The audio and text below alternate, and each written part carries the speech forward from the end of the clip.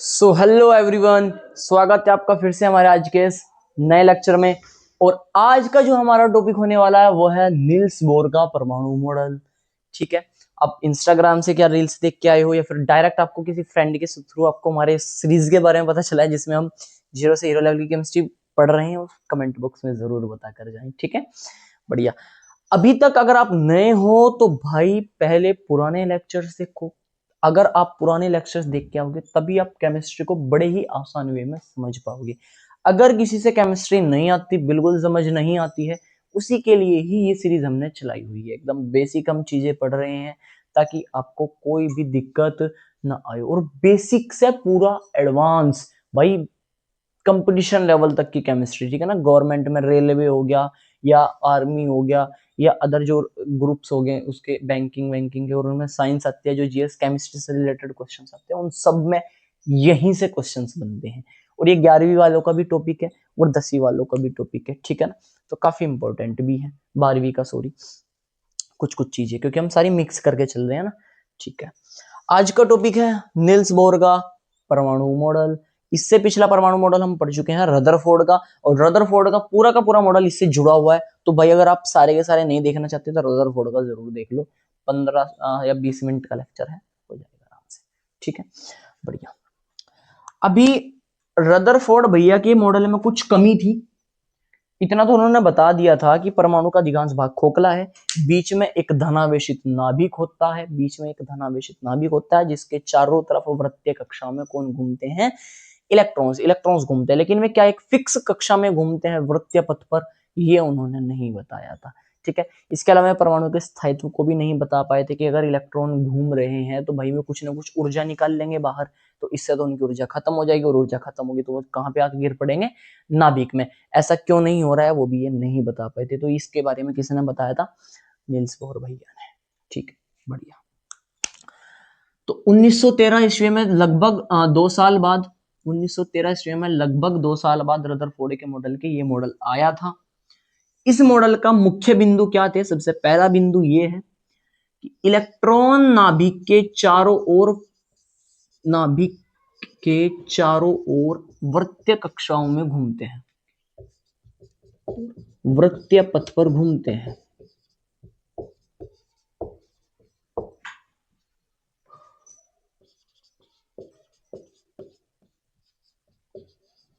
दूसरी जो मेन बात थी वो ये थी कि इन वृत्तीय पथों, जो इनके जो वृत्तीय पथ हैं, इनकी ऊर्जा फिक्स थी। ये काफी खास लाइन थी। इन वृत्तीय पथों की ऊर्जा निश्चित होती है। ठीक है ना, निश्चित होती है। जिन पर इलेक्ट्रॉन्स घूम रहे हैं इनकी जो ऊर्जा है वो एकदम निश्चित होती है। ठीक है, इन्हें हम K L M N dot dot dot या एन बराबर 1 2 3 4 डॉट डॉट डॉट आदि तरीके से प्रदर्शित करते हैं। पूरा डायग्राम भी बनाऊंगा। प्रदर्शित करते हैं। ठीक है, एन यहाँ पे कक्षा है, ठीक है ना, जिसमें इलेक्ट्रॉन घूम रहा है, वृत्तीय पथ है।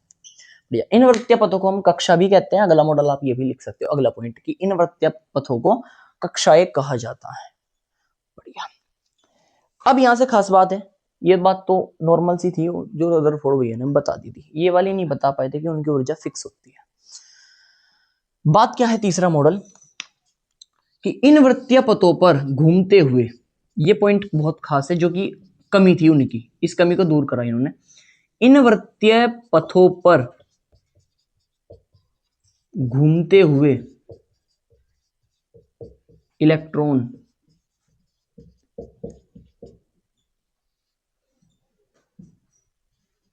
की ऊर्जा कम नहीं होती है, की ऊर्जा कम नहीं होती है।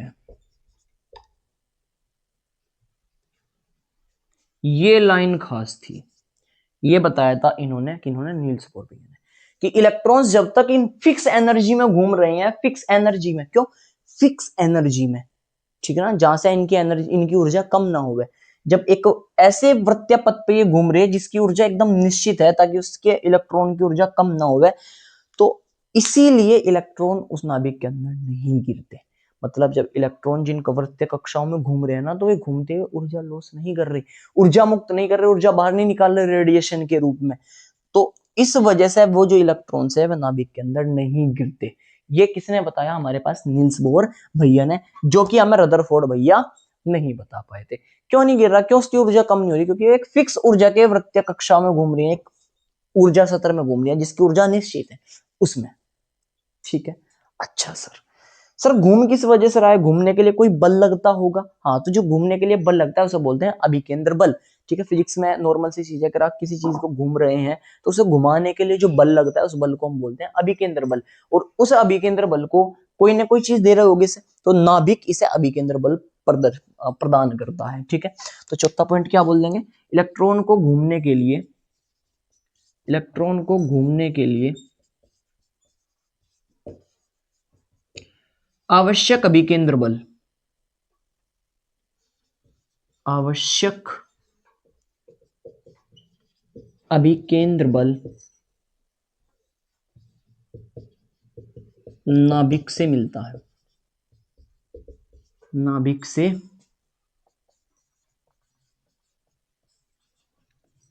मिलता है। मैं एक बार चेक कर लेता हूं। ठीक है, दिख रहा है। बहुत अच्छी बात है, बहुत बेहतरीन बात है कि हमने इसके 4 मेन पॉइंट पढ़ लिए हैं। ठीक है, क्या कि इलेक्ट्रॉन नाभिक के चारों ओर वृत्तीय पथ में घूमते हैं। दूसरा, इन वृत्तीय पथों की ऊर्जा निश्चित होती है, इसलिए हम ऊर्जा सतर भी कहते हैं। इनका एक और नाम है, इसलिए हम इन्हें ऊर्जा सतर भी कहते हैं क्योंकि इनकी ऊर्जा फिक्स होती है। इन्हें हम के एल एम एन या एन बराबर 1 2 3 4 आदि से प्रदर्शित करते हैं। इन कक्षाओं को मैं पूरा डायग्राम बना के दिखाऊंगा, टेंशन मत लो। तीसरी पॉइंट कि ये खास है, ठीक है ना, इन वृत्तीय पथों पर घूमते हुए इलेक्ट्रॉन की ऊर्जा कम नहीं होती है, इसलिए वो नाभिक के अंदर नहीं गिरते। ये खास पॉइंट था। नेक्स्ट पॉइंट कि जो इलेक्ट्रॉन घूम रहा है उसे घूमने के लिए जो आवश्यक अभिकेंद्र बल की आवश्यकता होती है उसे कौन देता है? नाभिक। नाभिक उसे बल देता रहता है कि भाई तू घूमता रहो। घूमने के लिए एक बल की आवश्यकता होती है, उस बल को हम बोलते हैं अभिकेंद्र बल। ठीक है, जो कौन देता है? नाभिक। बढ़िया।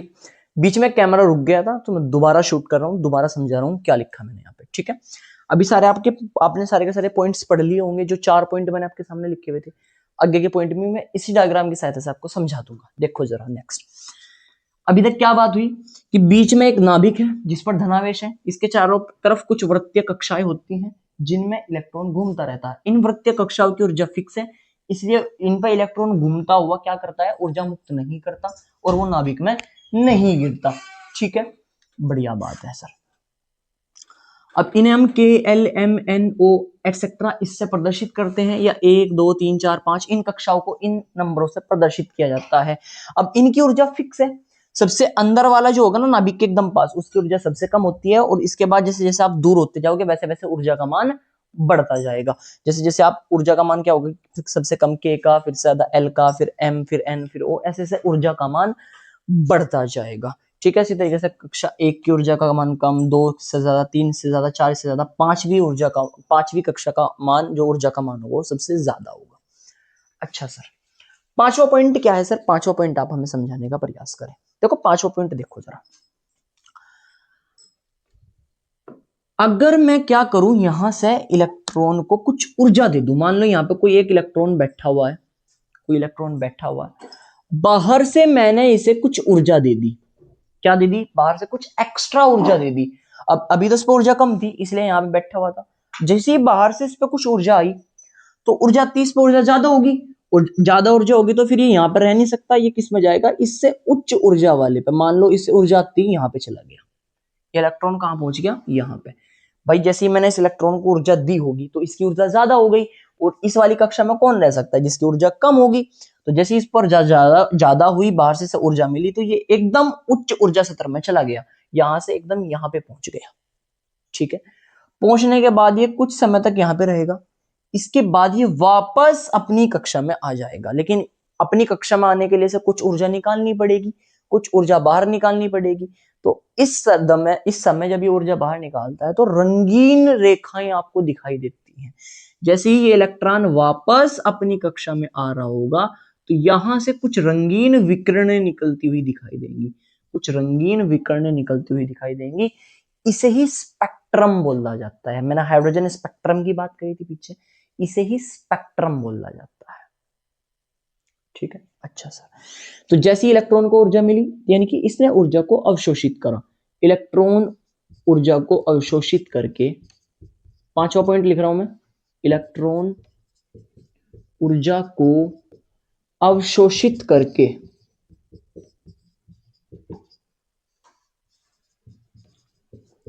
उच्च ऊर्जा स्तर में चला जाता है, उच्च ऊर्जा स्तर में चला जाता है।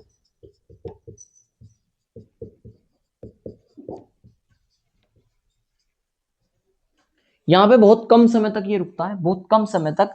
इसके बाद ये ऊर्जा को विकिरण के रूप में बाहर निकालता रहेगा, विकिरण के रूप में बाहर निकालता रहेगा और अपने वापस इस वाले ऊर्जा स्तर में आ जाएगा। ठीक है, कैसे आएगा? मान लो पहले यहाँ पे आया तो यहाँ से एक ऊर्जा निकली होगी, फिर यहाँ से इसमें आया होगा, इस वाली कक्षा में यहाँ से एक विकिरण निकली होगी, यहाँ से फिर अपनी कक्षा में आया होगा, इससे एक विकिरण निकली होगी।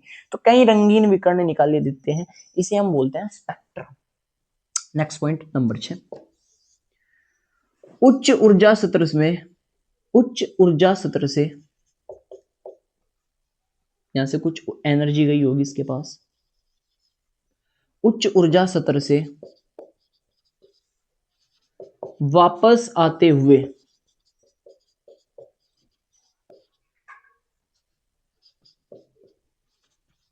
कुछ विकिरण निकालता है, कुछ विकिरण निकालता है, इसे स्पेक्ट्रम कहते हैं, इसे स्पेक्ट्रम कहते हैं।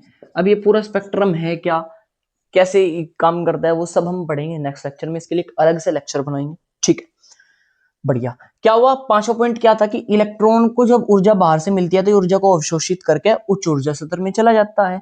नेक्स्ट पॉइंट क्या है कि उच्च ऊर्जा स्तर से वापस आते हुए, जैसे ही वापस आएगा, बेस के पास ऊर्जा होनी, कम होनी बहुत जरूरी है, तभी ये निम्न ऊर्जा स्तर में आ सकता है।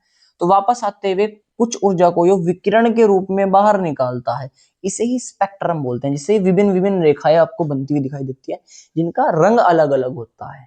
ठीक है, अब जो बोर परमाणु मॉडल था, ये सिर्फ उन्हीं पे इस ऊर्जा को, इस स्पेक्ट्रम को समझा पाया था जिनमें सिर्फ एक इलेक्ट्रॉन था। अगला पॉइंट, जो ये स्पेक्ट्रम बन रहा है, ये सिर्फ उन्हीं में, नंबर 7वां पॉइंट, उन्हीं में था जिन पे एक इलेक्ट्रॉन होता है, सिर्फ उन्हीं परमाणु में। यानी कि ये जो मॉडल था, hydrogen comma helium comma lithium, lithium पे 2+ चार्ज है आदि, या इसी में ही बेरिलियम की अगर हम बात करें 3+ चार्ज में ही स्पेक्ट्रम को समझा पाया, स्पेक्ट्रम को समझा पाया। क्यों? हाइड्रोजन में Hi+ में, Li++ में, या Be++ में ही क्यों समझा पाया? क्योंकि इनमें एक चीज कॉमन है कि हाइड्रोजन में भी एक इलेक्ट्रॉन, He+ में भी एक इलेक्ट्रॉन, Li++ में भी एक इलेक्ट्रॉन, Be++ में भी एक इलेक्ट्रॉन। प्लस का मतलब है कि इन पे इतने इलेक्ट्रॉन की कमी। तो केवल ये उन्हीं परमाणु के स्पेक्ट्रम को समझा पाया था जिनमें सिर्फ एक इलेक्ट्रॉन था, उससे ज्यादा के बारे में ये भी बात नहीं कर पाया था। अच्छा, ये स्पेक्ट्रम पूरा क्या होता है, एक नया से लेक्चर बनेगा, एक नेक्स्ट वाला, उसमें बताऊंगा, जिसमें लाइमन सीरीज, बायमर, पैशन, ब्रैकेट, फुंडमफोर, ये सब सीरीज हम पढ़ेंगे। ठीक है, बढ़िया सर। तो पूरा का पूरा बोर का मॉडल आपके सामने है जो उन्होंने बताया था। इसके अलावा बहुत सारे पॉइंट्स हैं, पढ़ते हैं। मेन पॉइंट्स यही हैं जो आपके सामने लिखे हुए हैं।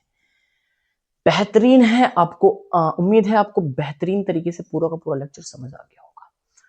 अच्छे से पूरा परमाणु को आप समझ गए होंगे कि आखिर परमाणु है क्या, कैसे कैसे इसके मॉडल आए थे, कैसे कैसे लोगों ने अपनी अपनी धारणाएं बताई कि परमाणु कैसा होता है, कैसा नहीं, ऐसा वैसा नहीं।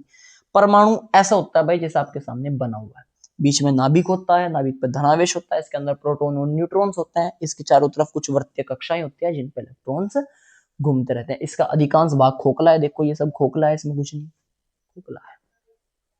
ठीक है, अच्छी बात है। अभी हमारे चैनल को सब्सक्राइब कर लो अगर आप नए हो, वीडियो को लाइक करके अपने दोस्तों के साथ शेयर करो ताकि उन्हें भी केमिस्ट्री समझ में आ सके। जीरो से आपको हीरो ही बनाकर छोड़ेंगे केमिस्ट्री में, टेंशन नहीं लेने की। उस लेवल तक आप चले जाओगे कि अगर आप किसी कंपिटिटिव एग्जाम में जा रहे हो और उसमें केमिस्ट्री आने वाली है तो आपको दोबारा केमिस्ट्री पढ़ने की जरूरत नहीं पड़ने की। आप केमिस्ट्री का सिलेबस देखते कह दोगे भाई केमिस्ट्री तो हो जाएगी, कोई टेंशन नहीं है, और सब्जेक्ट हमें पढ़नी है, रीजनिंग या मैथ्स जो भी होगी आपके सिलेबस के अंदर वो अब हमें पढ़नी है। ठीक है, तो चलिए मिलते हैं नेक्स्ट लेक्चर में, तब तक के लिए ओके बाय।